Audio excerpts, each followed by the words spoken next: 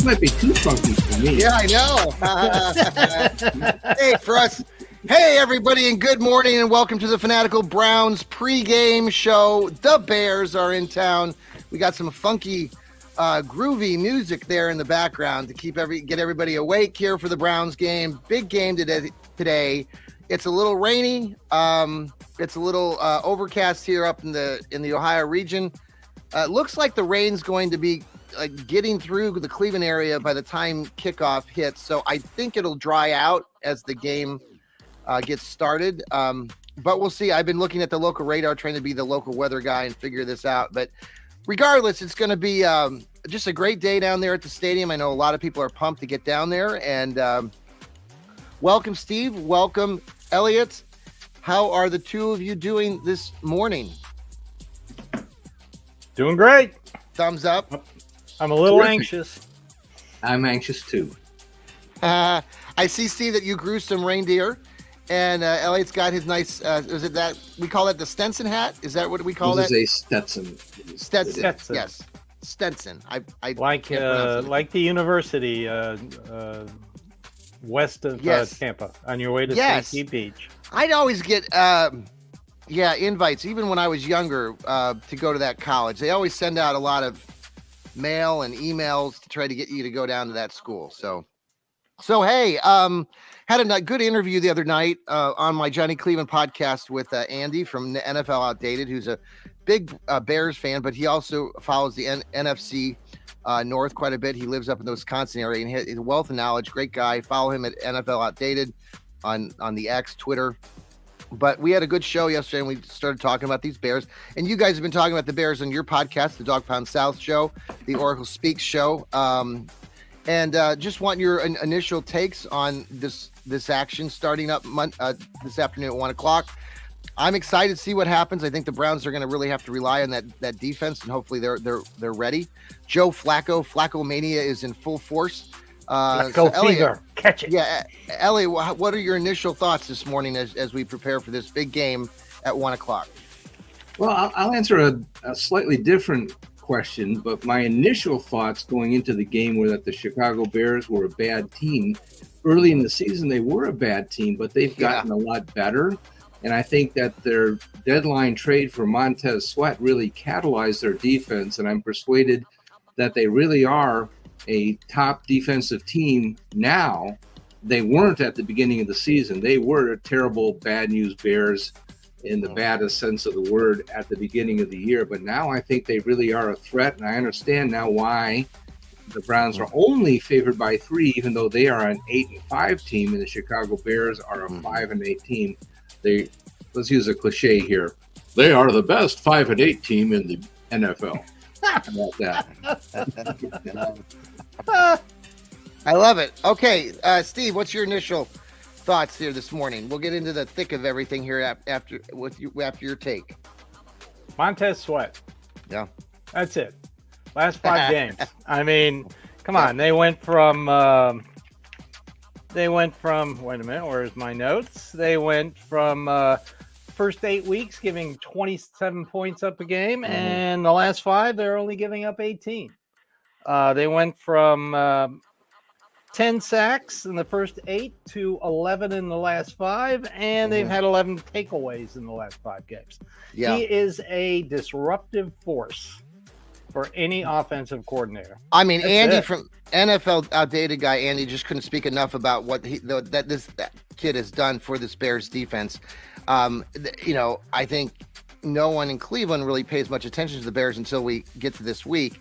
And like Elliot, you just said, they are the best 5-8 team out there. And we seem to be hitting some of these teams, like when we played the Broncos coming off a 4 or 5 game win streak, like the Rams with Matthew Stafford. Now we're facing the Bears. The Jaguars. And the Jaguars. 6-0 on the road. I mean, come on. Exactly. And so I think, like I said earlier, the Browns at home allow 12.6 points a game. When they're on the road, they allow 30.7. Both are number 1. Yeah. So if this game was in Chicago, I'd be worried. But if it's a if they're a 3-point favorite, that's gone up a point in the last couple of days. Because Friday when I looked, they were a 2-point favorite. So I was saying to the Bears, Andy, yesterday that I mean, I'm hoping that maybe Justin Fields is had nightmares last night as he recalls his last time he stepped foot on Cleveland Browns Stadium 2 years ago, and that was his first game as a pro, and they threw him into the fire, and Myles Garrett had a heyday. I think he almost had 4.5 sacks. Yeah. So I don't, there's been a lot of chat. We were talking about, let's talk about that first with Justin Fields. I'm gonna subside the music here, that wild and crazy music that's in the background. So with Justin Fields, it's been an interesting conversation because talking to the colleague there from the Bears group, Justin Fields has done a lot of good things, but there's a lot of chatter in Chicago about moving on from Justin Fields. And I wanted your take on what you think will happen in Chicago, and does Justin Fields continue to stay with the Bears long term? Steve, let's go with you first. What do you think? Well, he hasn't really had a fair opportunity. Let me put it to you that way. All the coaching changes and philosophy changes. He really wasn't given many weapons right from the beginning. Now he has DJ Moore and Cole Kmet, who are both fantastic, and the Rashawn kid out of Texas that you and I couldn't think of his name Thursday night. Yeah. So he's got weapons now, and right now he's playing either to convince the front office to keep him or to have somebody trade for him. So he's got a lot on the line right now. I liked him at Ohio State. I thought he would be a good pro quarterback. Obviously, CJ Stroud was better. So from the media standpoint, Chicago, it just seems like everybody is really pointing fingers and wanting to put blame and just move on. But then it's they're talking about this. When you don't do well, you blame the quarterback. Yeah, they talk about Caleb Williams coming in, but he's such a basket case. I just don't know. Anyway, Elliot, what do you think, Elliot?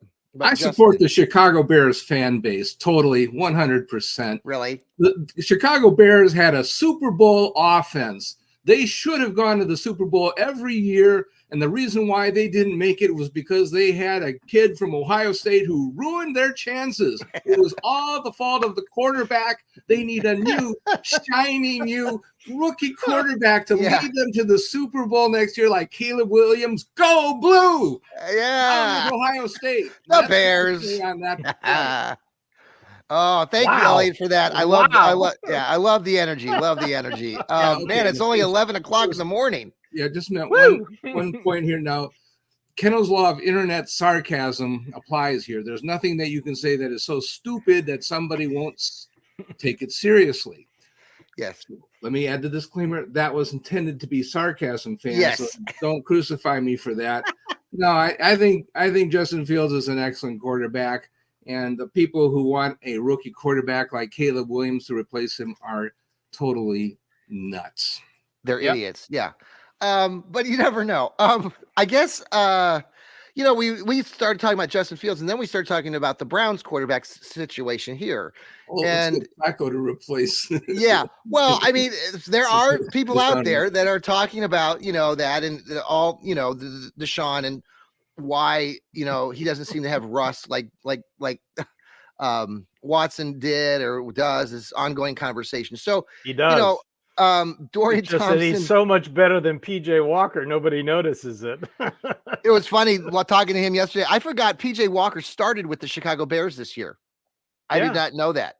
So Andy and I were saying yesterday how he was kind of hoping that maybe PJ would get the go today because, he started with the Bears. So, so Joe Flacco, let's go talk about Flacco Mania. Elliot, I know you love Elliot to talk about Flacco Mania.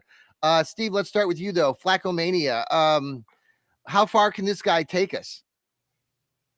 I think he can take us pretty far. Flacco fever, catch it. Flacco fever.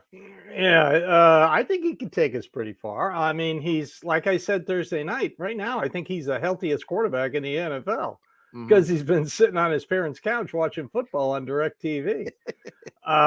In the past, after he left Baltimore, he would get a little progressively bad as the season would go on. Well, that's not the case here because he just came in. He's Mhm. rejuvenated. Mhm. He is taking control of this offense. And more importantly, I think he's taking control of the entire locker room. I mean, these guys well, you know love what? him. I think he's a twin of Kevin Stefanski too. Doesn't He he is look the like twin his of Kevin identical Stefanski. He's twin his, brother? He's his I half think brother from another I mother. I think there's something there, man. Yeah. He's got Elliot, a beard connection. what do you think about Joe?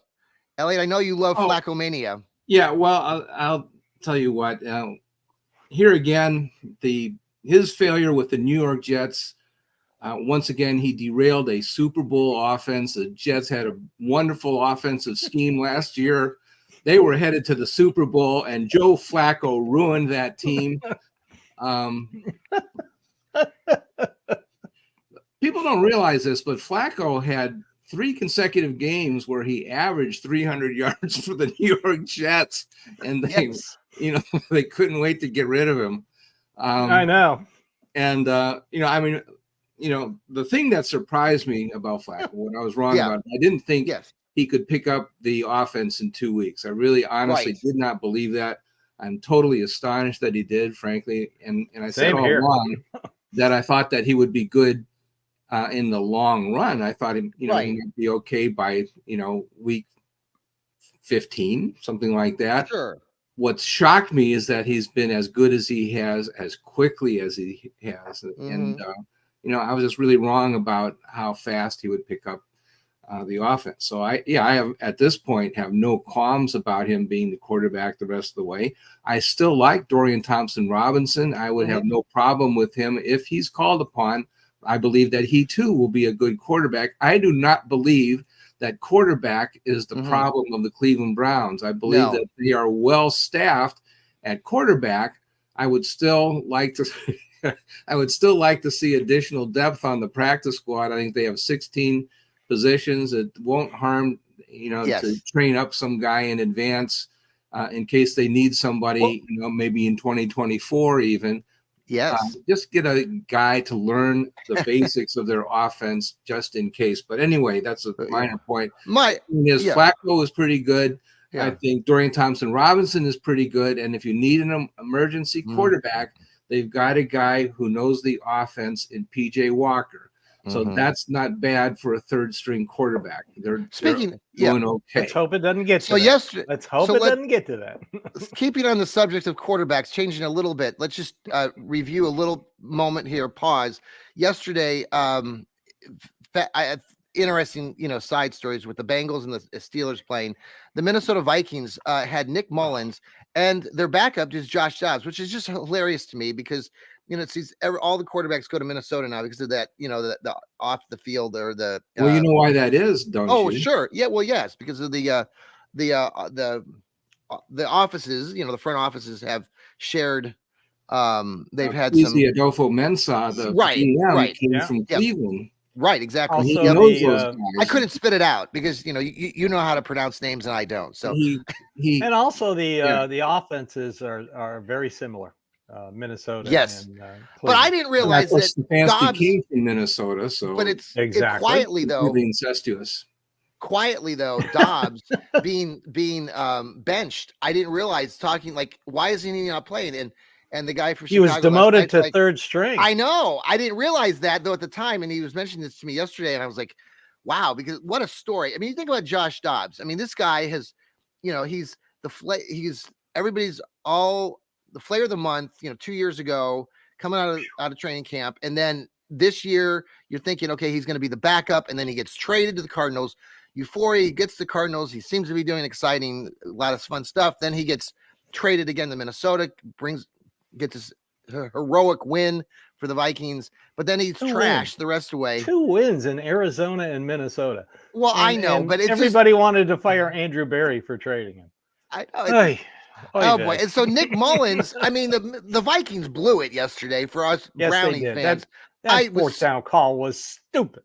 Oh, just anyway. We were watching it while we were broadcasting my Johnny Cleveland show yesterday. I was like, oh my god, right? That fourth down. I mean, come on, Anyway, so the Bengals escaped with a win, and somehow now this has been my fear all the mid-season till now, is that the Browns now will have to go down to Cincinnati, where everybody was thinking it was going to be just a lollipop game, that we'd just go down there, we'd win, we'd move ourselves in the playoffs. And I'm like, no, like this now is going to be monumental, and it could be a playoff game on the line. Or, I know where the Browns look like they're in good shape right now, but this is a month away still. We got 4 games until we go down to Cincinnati, and a lot can happen, and you just don't know in the NFL. So I'm not real excited about that. And now the thing is, Cincinnati lost the Chase got hurt a little bit yesterday, maybe. Chase, yeah. So that could be big. And their big defensive tackle, Reader, was hurt in the first half. Yes. Now the Steelers, thank God, the Steelers lost. It's always a great day in Cleveland when the Squealers lose. 3 in a row. Damn those Squealers. We love it when we see them lose. And they deserve to lose after that terrible that hit targeting call. These Steeler fans who are coming and say, well, what else was he supposed to do? Well, just don't target and launch into a player. I mean, I don't care if you didn't think you were going to hit him in the helmet. Don't launch. Don't do that. You could have done 1,000 different ways of tackling that guy. He's diving for the ball. Like, come on. Like, so I don't feel bad. It was a totally late hit. Yeah. So I don't feel bad for those Steeler fans at all. I don't either. Whining about that. So boo-hoo to you. Like I've been saying all year, I have said this on my podcast, Dog Pound South, that Mike Tomlin will have his first losing season this year, and I have not come off that, and I still believe that. He's going to go probably 8-9, 7-10. Okay. They are in disarray. They have malcontents. They are trying to make up for it with dirty play, and that is just so un-Steeler-like.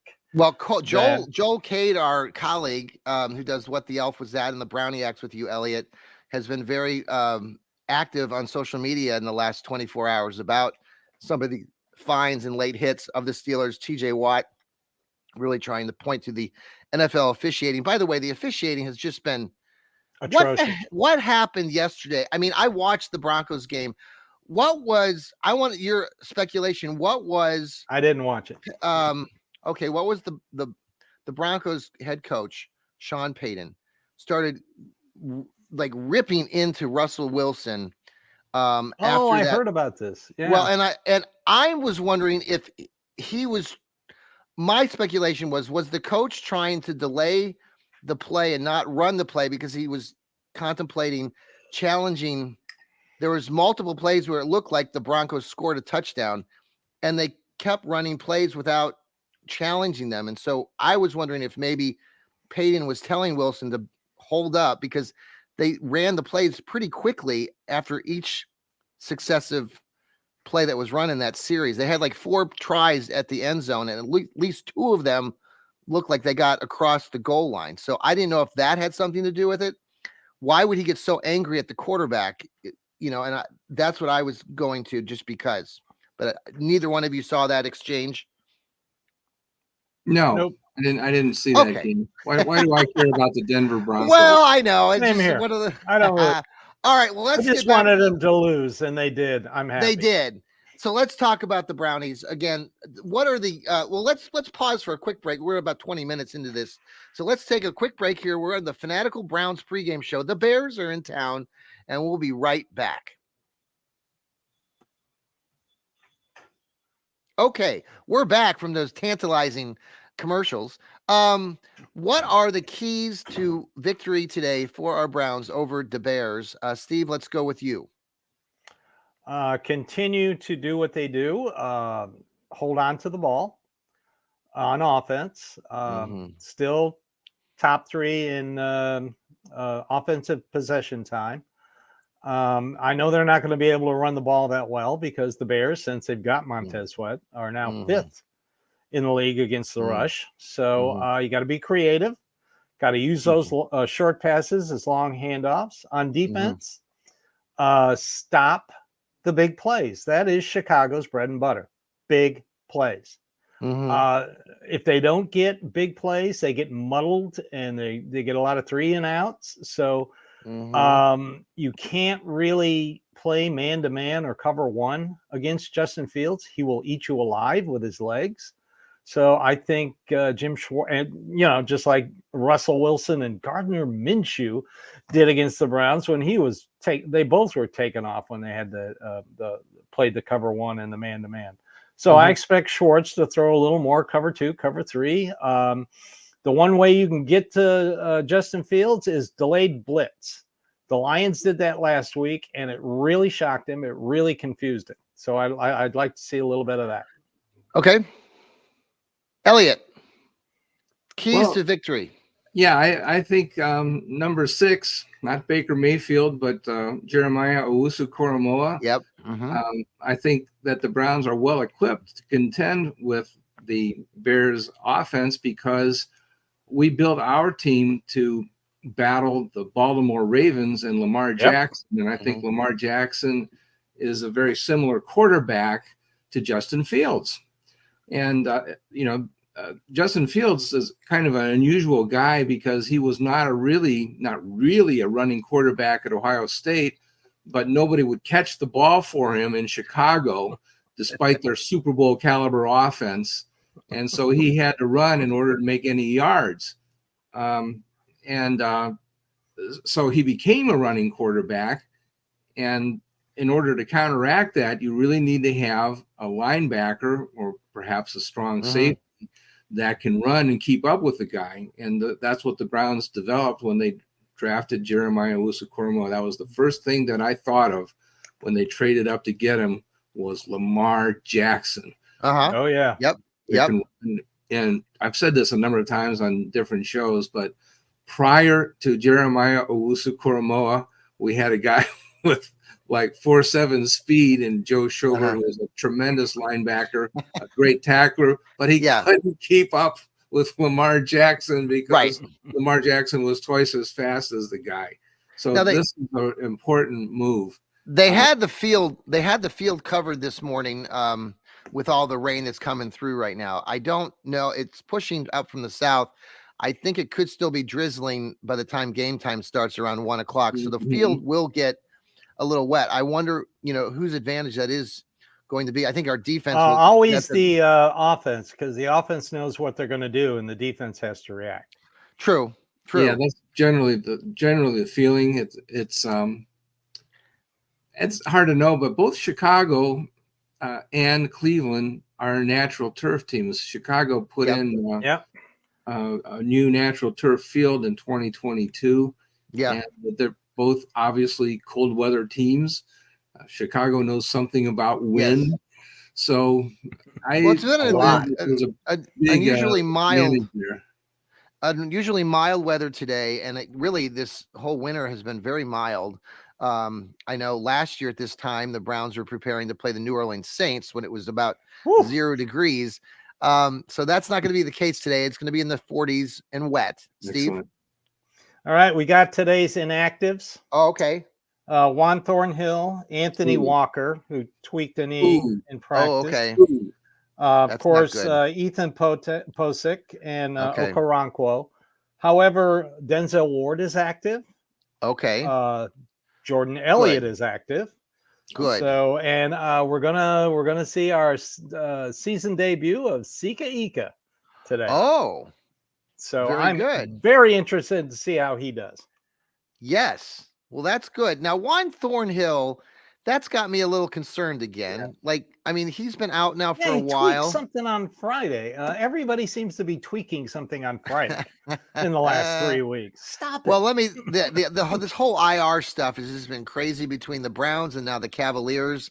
It's like the curse, but we're fighting through it. And the Cavs won a big game last night. I wrote about that for King James Gospel. They picked up a big win over the Atlanta Hawks. Shout out to my buddy Dean Wade, former K-State Wildcat, who's been with the Cavs, and he gets a bad rap from a lot of Cavs fans who you some Dean Wade. Well, I do, because the Dean's a great player, and the problem is, and a lot of people don't understand this, that JB Bickerstaff, who I loathe, the Cavs coach, has instructed Dean to only shoot the ball from the 3-point line. And even last night in the press conference, JB talks about how he wants Dean to be more confident and stuff. But what people don't understand is that JB has been telling Dean privately, like, don't do anything but shoot 3-pointers. And it's like the coach does not believe in his players, and that's why he's a lousy coach. And I don't trust him. He's not taking the Cavs anywhere. So I'm sorry, I digress from my Cavs talk, but I know a little bit of what's going on the inside, and it just bothers me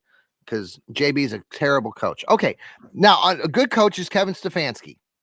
So I'm going to Steady Eddie has really impressed me this year. I know I get some people out there in social media land still like to think that I loathe Kevin and that I complain about his Denny's menu, which is stupid. I don't do that. And even if I do, it's just a jerk reaction. So I'm even keeled most of the time.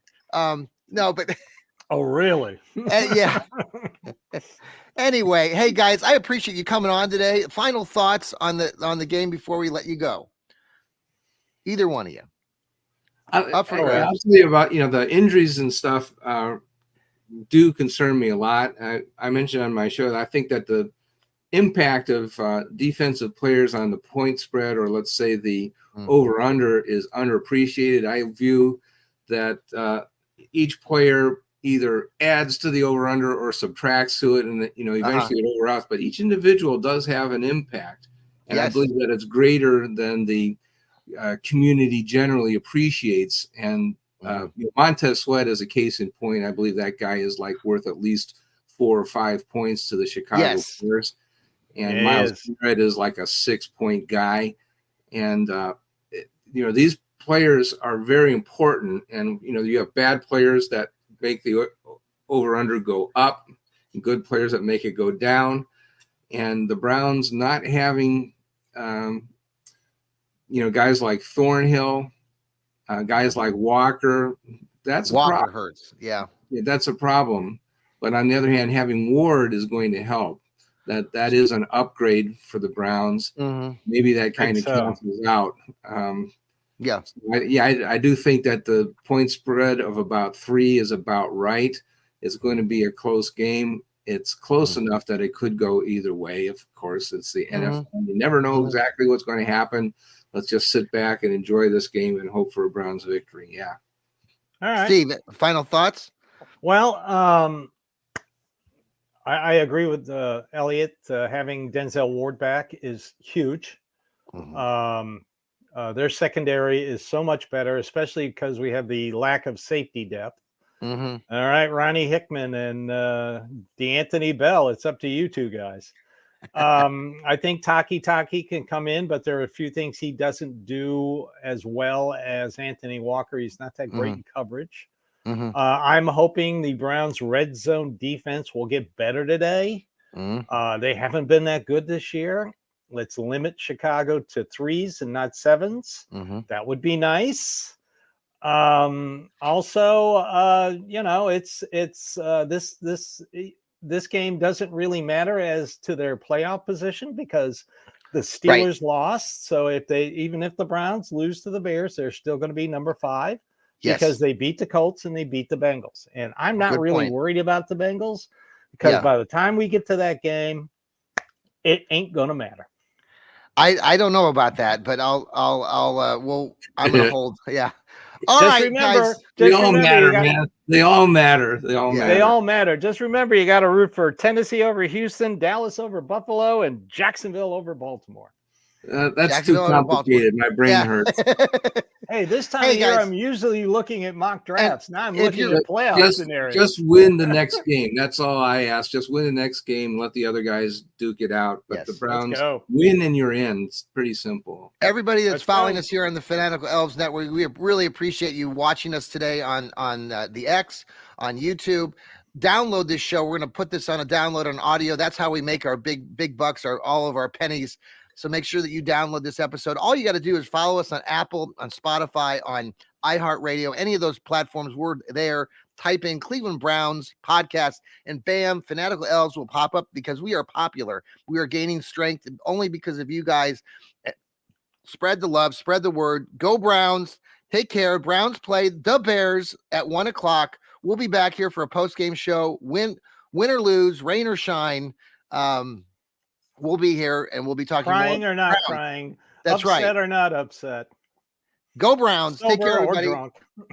Yeah. Go Browns. Everybody take care. Go Browns.